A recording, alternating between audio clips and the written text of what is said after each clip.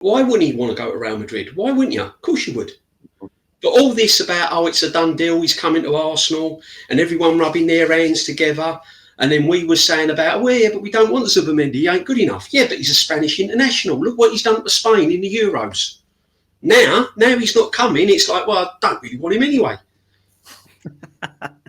Come on, make it make sense. It's absolute bullcrap that I'm hearing all the time.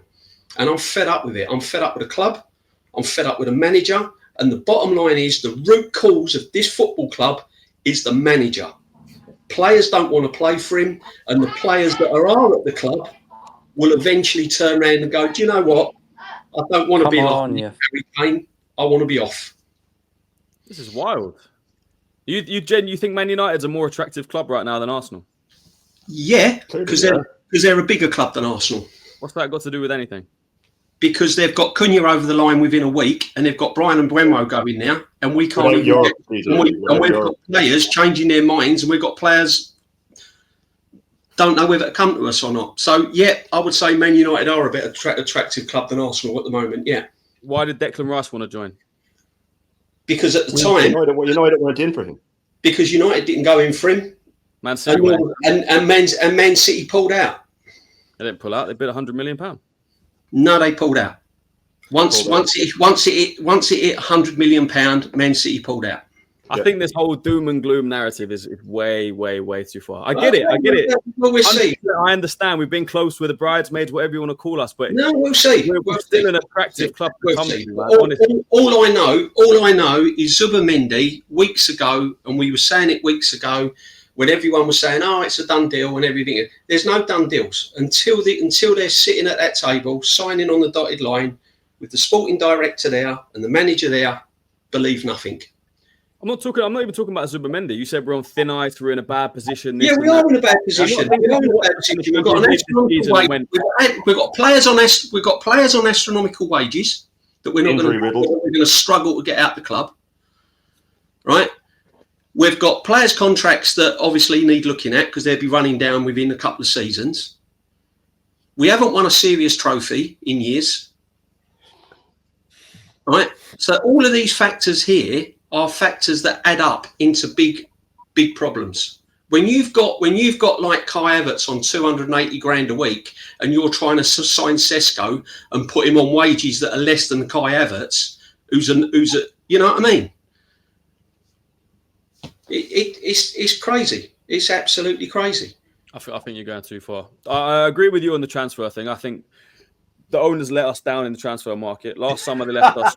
It's the owners that's let us down. Oh, okay. The owners have let us down now. Why are you laughing, mate? Arteta said, I have final say on all transfers. How's it the owners? They've given them £750 million to spend. £750 million total backing, the total run of the football club, but now it's the owners that have let him down. Of course, it's the owners. How is it? Before Mikel Arteta, when the owners weren't trying to win Premier Leagues and Champions League, was it Arteta's fault as well? When they weren't backing Wenger for 15 years, was that Arteta's fault as well?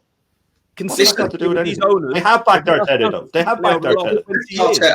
Arteta's been backed. Arteta's been backed since the moment to the hilt. He's been backed to the hilt. He's been back to the hilt. £700 million, over 6 years is being fully backed as far as he could. We didn't need a couple of more players. 750 million over 5.5 years. We didn't need anyone in January, no? No, because we knew we were getting Sesko because he was so insistent on Sesko. We're going to sign a striker in January. They're going to sign a striker in January when they know there's one coming in. He knew where he was going. He knew where he was going with the Sesko. He knew that he wasn't getting a striker. That's why. When did he ever before say we need a striker? Anytime he got asked about a striker, he got hot-headed and said, "Oh, we don't need it. Goals come from everywhere." He knew in January we couldn't get a striker because there's one coming at the end of the season. So that's when he started saying that the cover his ass. So everybody will go, "Oh, look at this manager. Didn't he say he wanted a striker? Didn't he say?" Well, he knew he wasn't getting one because Sesko was coming at the end of the season. He knew it, so that's why he said it. Never said it once before. There's no way Arteta was happy with his squad on the first day. The squad he built. There's no way he was happy with the squad on the first day of January. He would be happy with his squad. What he built. They're all his signings. They're all his signings. Why did he sign a striker in the summer? Why did he sign Calafiori Marina? Why didn't he sign a striker? The funds, the club. This isn't, like I'm saying, this isn't something that is just Mikel Arteta. We've seen this over the past 20 years. When Arsenal are close, the club don't push us over the line. Yeah, the Kroenkes, and here's the truth, right? The Kroenkes don't care whether we finish first or we finish second. because the revenue difference between first and second is so marginal, right? If we're second and we're in the Champions League, What did Liverpool spend? What did Liverpool spend? Yeah, what did Liverpool spend? Don't probably care if they win the league or not. Our owners don't give a shit. Mikel Arteta gives a shit. Liverpool spent 16 million. Liverpool spent 16 million. What are you talking about? You just said the Cronkies. You're going on about they weren't back. Slot wasn't back. He won the league. Right? The Cronkies don't give a shit. The Cronkies care whether we're in the Champions League or not. If we're in the Champions League, they're happy. That's all they care about. That's all. A lot of this. We've got the majority of their fan base don't care whether we finish second. And the majority of their fan base reckons second is progress. Fucking excuses for him every single season. Always He excuses. needs this player. He needs this amount of money. He needs the this. He final needs piece. that. The final piece. Let me just talk Get rid of about him. Get rid of him, and you'll understand how important he is. Trust me.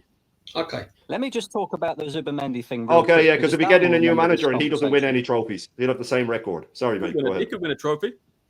Why not? Dan will remember this conversation, yeah? Back in January, Dan, what did I say about Zubimendi to Arsenal? Yeah, I remember. Yeah, I told everybody that it was a PR spin by the football club because yet again we embarrassed ourselves in the FA Cup. Yeah, another PR spin by the football club. It's ironic, really, yeah, because when I said that, I was called negative, toxic, a Spurs fan, yeah? And now that you're seeing that everything that I basically hinted towards is pretty much near on spot on, right? Which we should have known this anyway, because the transfer window's been open for 72 hours nearly. Yeah, if this signing had been done back in January, he should be announced by now. The moment that window opens, why was he not announced? I knew there was something fishy there straight away. Yeah, straight away. Would we all like our owners to give us more dough? Of course we would. Of course we would. But he has been backed. He's averaged out 150 million every single year to spend. And that might not sound loads and loads, but I tell you what it is. It's enough to win you something. And we haven't done that. Yep. We've got an XG trophy this year and 2 quarterfinal cups. So that's satisfied everyone. The bridesmaid 3p. That's wicked. Everyone's got that again. We're going for 4 next year. Buzzing. Wicked. I don't know, Dan. Like, when you're sort of looking at the midfielders and even just the signings in general, does anyone actually really want Zubimendi if Mikel Arteta wants Zubimendi? I mean, do you know what I mean? When you actually deep it, he's only really signed, if you want to stick to specific midfielders. Declan Rice, buzzing signing, wicked, not going to argue that. Overpaid, but, so what? Who cares? He's done the business. And then Thomas Partey was a fantastic sign. Shame he's had so much injuries. Then you look at the rest of his signings. Mari, Suarez, crap. William, crap. Runnison. You know what I mean? You've got all of these signings going back to Zinchenko. You've got Gabriel Jesus. What's he doing all in the build? You've got Havertz's. You know what I mean? You've got so mad. EKB said you've got all. The gender is crazy, you've got all bro. of these players just filtering down in transfer windows. How's that an agenda? You're thinking, one So second. the gender, man. How can you put Jesus in that conversation? The guy was quality when he came in. Hold on. For 4 months. That was 4 months. That was 3 years ago. Hold up. 4 months, 3 years ago. Yeah, 4 months, 3 years ago. Yeah, innit? What we doing here? Scored 14 goals in his best ever season. That won him for Arsenal. What we doing? I'm not even a fan of Arteta's talent idea. I think it's pretty bad. But what about Timber? What about Gabriel? And other players, no? Yeah, that's it. How many more? Defenders. And then Defenders. dot. Timberweed. Yeah, exactly right. Tumbleweed, rather, not Timberweed. So Timber was 50 million. He was hardly a point. The point I'm trying to say is he spent 750 million pound and he's probably wasted about 600 of it. And I'll tell you what happened last summer, when we did sign Declan Rice, and you've used this as an example already, Christian. We weren't back the next summer. So the problem is that we've got this summer is if we're going to waste 130 million on Zubimendi and Sesko, who's absolutely toilet, by the way, what's going to happen next summer then when this manager yet again fails, he gets sacked and the new man's going to come in. He ain't got the funds because he's wasted yet again more money. That's all we do, boys, is we waste transfer money. Look at the players we're linked to. I was in a Liverpool chat the other day and they're absolutely having the time of their lives over there. Signing Verts, this and all that. They're giggling and they're champions. What are we doing? We're yet again having a slow summer where we're going to be dragged out. We're going to go for Zubimendi. We're not going to try and sign everyone because he's our major target. It's going to get August, and guess what's going to happen? Oh, we've got our pants pulled down yet again, and we're going to be looking around and thinking, oh, but don't worry, Nakonga's come back off loan. All Fabio Vieira's come off loan. Yeah, we'll just work with what we've got. We've got a good squad, haven't we? It's ridiculous. I'll tell you what, I've seen it too many times. I've seen it for the last 5 years. It's ridiculous. It's shocking. It's embarrassing. And there's one man at the helm of it all, and it's that manager. Does anyone on this panel looking forward to next season? Is anyone actually looking forward? Look at everyone's faces on this panel. There's 7 of us. We're miserable as fuck. Like, we won't get top 5 next season. I'll tell you what. Let me re-ask a question. If we had a different manager, would everyone be a little bit more looking forward to the season? Be walking on air, man. Yeah. Be walking on air. Would. Well, I messaged you yesterday and I said, had a bit of an exclusive. Go on. So let me explain that now. So, just to answer your question, I say Gyokeres is my answer. I want a goal scorer. I want someone that's proven over a couple of seasons. He's done it in the Champions League. He scored a hat-trick against City. Even against us, I know we beat him 5-1, but he was dangerous. I think there was a time he beat Saliba, he hit the post. Just looks like a good physical player. He's done it in the Championship. And, so this came out of the blue a little bit. But yesterday, a good friend of mine, shout out Sean. I don't even know if he watches this show, but good friend of mine. It's not like I heard this from a friend of a friend's friend. This is a good friend of mine. He called me last night and he said this happened. He bumped into Andrea Berta in central London yesterday. And he walked up to him. He was like, "Are you Andrea Berta, new Arsenal sporting director?" He was like, "Yeah, I am." Andrea Berta shows him his lock screen. He's got an Arsenal badge on his lock screen. He's like, "Yeah, this is a picture of my friend Sean Andrea Berta in central London last night, right?" Big up. So I called him. I was like, "Mate, you met Andrea Berta?" He was like, "You never guess what he said." I was like, "What did he say?" He was like, so I said to him, like, "What's going on? Who are we signing?" Andrea Berta said to him, "Who do you want?" And he said, "Look, a lot of the talk this week has been around Sesko. Like, what's going on with that?" And he kind of shook his head and he was a bit like, And he says, and Sean said to Andrea Berta, "Personally, I want Gyokeres." Andrea Berta goes like this for a fist bump and he goes, "You got him." Fist bumps him and then walks off. So look, I don't know what that means. I don't know if he's just being a nice guy, if he's, just being like, yeah, like whatever, you're just a fan. But look, that's a bit of a mad exclusive that my friend met him yesterday. And personally, like I said, that would be my choice, man. He's a goal scorer, strong player. He's experienced. Sesko's a bit too young, man. He's 21. Look, there's a lot of potential in the guy. I think his physicality, 6'5", potentially good for the league. Reminds me a little bit of Haaland in terms of, how high he jumps and he gets his legs up in mad places. And I'm sure he'll score some mad acrobatic goals. But for me, Gyokeres is the guy. He's the finisher. He's the finished, or he's the article that we need right now for me. And look, if you were to put just a goal scorer in this team, they're going to get so many chances, man. I've said it so many times. Our problem is not creating chances. Our problem is finishing them. Against PSG, we created 5.1 XG. We scored 1 goal.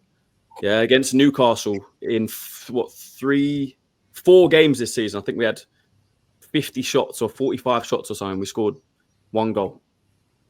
Put a goal scorer up front for Arsenal, and we'll be in a much better place, man. So yeah, for me, Gyokeres. That's a mad bomber, bro. I can't lie. When you text me, it's a bit mad, isn't it? So just to reiterate, he said there's talk on Sesko. He kind of looked a bit confused and he said, "Who do you want?" And he said, "Well, who I want was Gyokeres." He then fist pumped him and said, "You got him," and then walked off. Got him, yeah. Look, maybe he's just being nice. Maybe he's just messing about a bit, but still interesting just to bump into. That really is, man. That really is. Like, everyone in the chat will be saying what I'm about to say, which is why would he tell somebody he doesn't know what Arsenal transfer news, blah, blah, blah. But look, he could just be being nice. But let's be real. If it's true, I pray that it is true because that's who I want. I don't want Sesko, man. Like, I'm not saying Sesko is rubbish, and I'll open this to the panel. I kind of feel like Sesko is probably the one that we're going to get because it looks like the news and rumours are that we're all over him. But if Berta wants Gyokeres, I hope Berta wins because Gyokeres is the guy that I want. And people that say, "Why do you want Gyokeres?" It's a Portuguese farmers league. Name me another 4 or 5 players that are doing what Gyokeres is doing in that league then, if it's so easy. There isn't one. Across Europe right now, he's doing it in the Champions League, he did it in the Europa League, and he's doing it for his country. So I don't know why people are looking at this Portuguese league and trying to compare him to Darwin Núñez. Like, let's be real. There are some unbelievably poor Dutch players that have come to England. But was Bergkamp and Van Persie as bad as Matthijs Kesman? No. Or Vincent Janssen? No.